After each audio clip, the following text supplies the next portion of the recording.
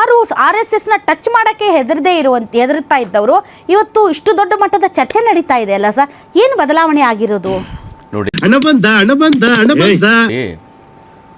ಮೊದಲಿಗೆ ನಾನು ಹೇಳೋದಕ್ಕೆ ಇಚ್ಛೆ ಪಡ್ತೀನಿ, RSS ಅಂದರೆ ರಾಷ್ಟ್ರೀಯ ಸ್ವಯಂ ಸೇವಕ ಸಂಘ, ಅದು ಹಿಂದೂ ಸ್ವಯಂ ಸೇವಕ ಸಂಘ ಅಲ್ಲ.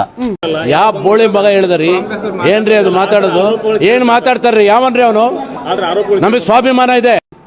ಬ್ರಾಹ್ಮಣರ ಸ್ವಯಂ ಸೇವಕ ಸಂಘ ಅಲ್ಲ, ಒಕ್ಕಲಿಗರದು ಅಲ್ಲ, ಲಿಂಗಾಯತರದು ಅಲ್ಲ, ಯಾರ್ದು ಅಲ್ಲ, ಹಿಂದೂಗಳದ್ದು ಅಲ್ವಾ? ಇಲ್ಲ, ಅದು ರಾಷ್ಟ್ರೀಯ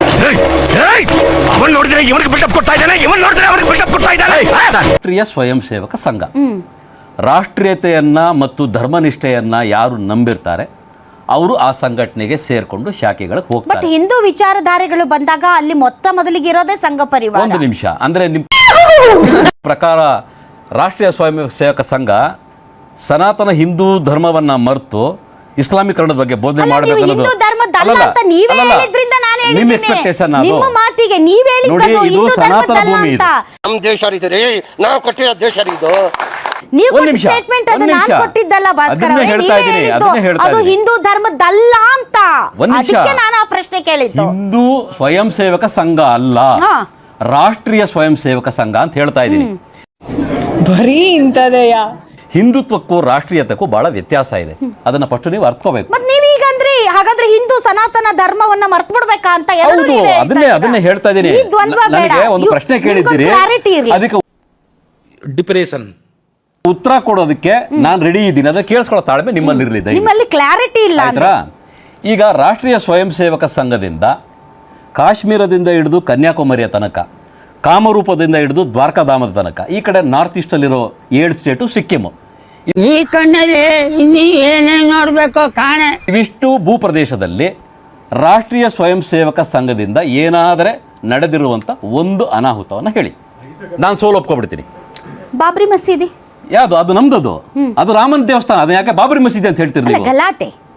ಗಲಾಟೆ ರಾಮನ ದೇವಸ್ಥಾನವನ್ನ ಬಾಬ್ರಿ ಮಸೀದಿ ಅಂತ ಹೇಳ್ತಾ ಇರೋದೇ ತಪ್ಪು ನೀವು. ಅದನ್ನ ಸುಪ್ರೀಂ ಕೋರ್ಟ್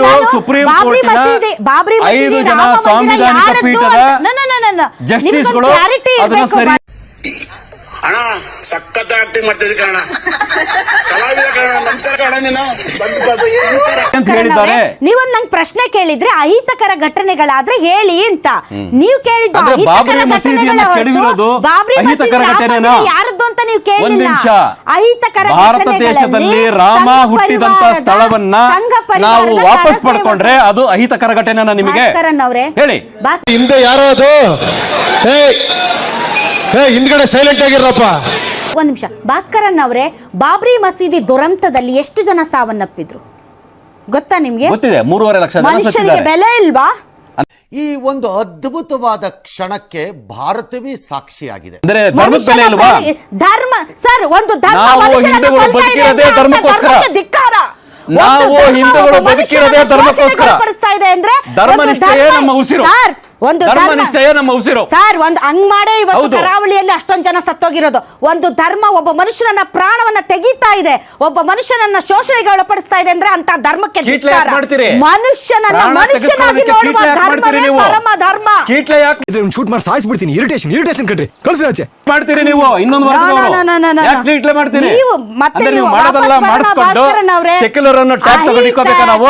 ಅಹಿತಕರ ಘಟನೆಗಳು ನಡೆದಿದ್ಯಾ ಅಂದ್ರಿ. ಹೌದು. ನಾನು ಬಾಬ್ರಿ ಮಸೀದಿಯಲ್ಲಿ ಅಹಿತಕರ ಘಟನೆಗಳು ಬಾಬ್ರಿ ಮಸೀದಿಯಲ್ಲಿ ಪಾಲ್ಗೊಂಡದ್ದು ಬರೀ RSS ನವರಲ್ಲ, ಶಿವಸೇನೆ ಇತ್ತು, ಶ್ರೀರಾಮ್ ಸೇನೆ ಇತ್ತು, ಎಲ್ಲಾ ಹಿಂದೂ ಪರ ಸಂಘಟನೆಗಳು ಇತ್ತು. ಆಯ್ತಲ್ಲ, ನೀವು ಬರೀ RSS ನ ನೀವು ಬೆರಳು ಮಾಡಿ ತೋರಿಸ್ಬೇಡಿ.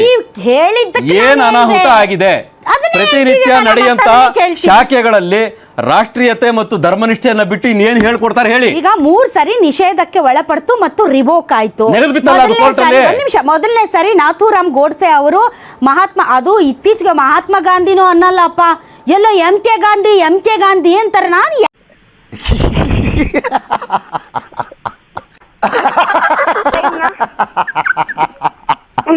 ಯಾರಪ್ಪ MK ಗಾಂಧಿ ಅಂತ.